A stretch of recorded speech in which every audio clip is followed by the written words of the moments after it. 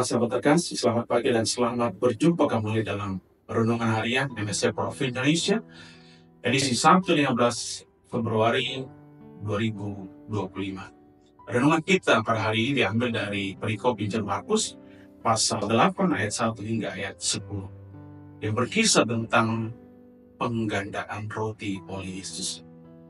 Membaca teks Injil hari ini, maka kita akan menemukan beberapa pokok menarik yang baik untuk kita renungkan dan kita jadikan sebagai bekal rohani bagi siara kehidupan kita. Hal pertama ialah pentingnya balas kasih sebagai sebuah tindakan. Injil Markus menuliskan bahwa memperhatikan banyaknya orang yang datang mendengarkan dia tetapi tidak memiliki makanan untuk dimakan, maka tergeraklah belas kasih oleh Yesus terhadap mereka. Belas kasih itu mendorong dia untuk melakukan tindakan penggandaan roti dan ikan untuk meringankan rasa lapar orang-orang tersebut.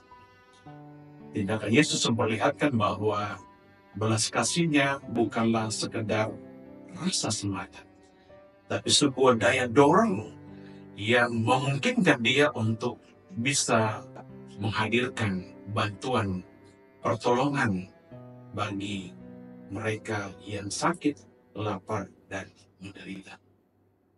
Atas hari ini Yesus mengajarkan kepada kita bahwa balas kasih sejati tidaklah sekedar perasaan, tidaklah juga sekedar kata-kata. Balas kasih sejati harus mewujud di dalam perbuatan nyata, tindakan konkret untuk meringankan derita sesama, menghadirkan kepuasan bagi yang lapar dan menderita.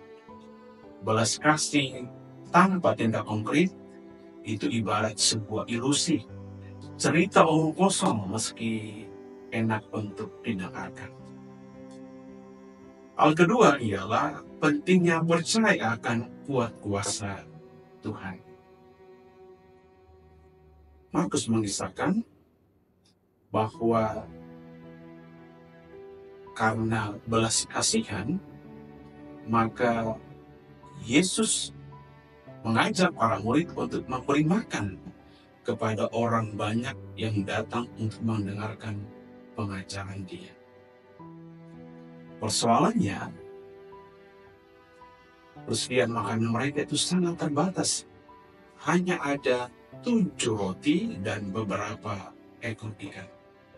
Jelas ini tidak cukup untuk memberi makan orang sebanyak itu. Apalagi tempat itu sunyi. Tidak ada warung, tidak ada restoran. Tidak usah heran para murid merasa keberatan jika diminta oleh Yesus untuk memberi makan orang banyak itu. Tetapi di tangan Tuhan, apa yang kurang itu bisa dilengkapi, bisa disempurnakan.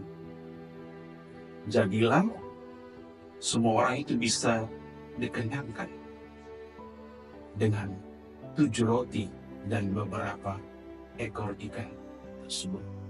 Dengan ini Yesus memberikan pesan kepada kita untuk belajar percaya selalu akan kuat kuasa yang dimilikinya.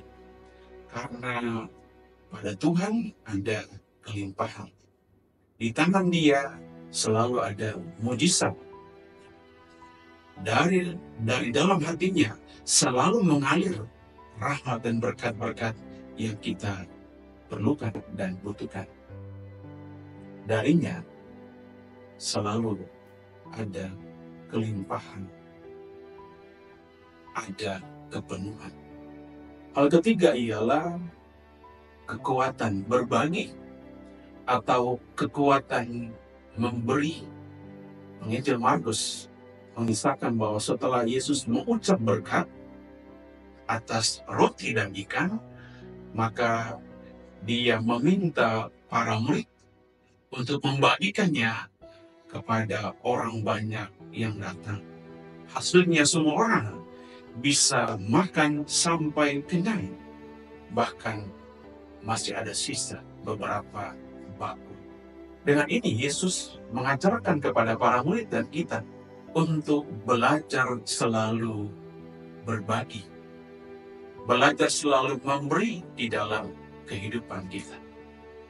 Mengapa berbagi itu penting? Mengapa kita perlu bermurah hati satu sama lain?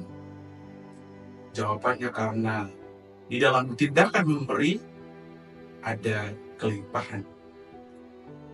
Kelimpahan kepenuhan hanya terwujud jika kita saling berbagi, saling memberi, saling bermurah hati satu sama lain.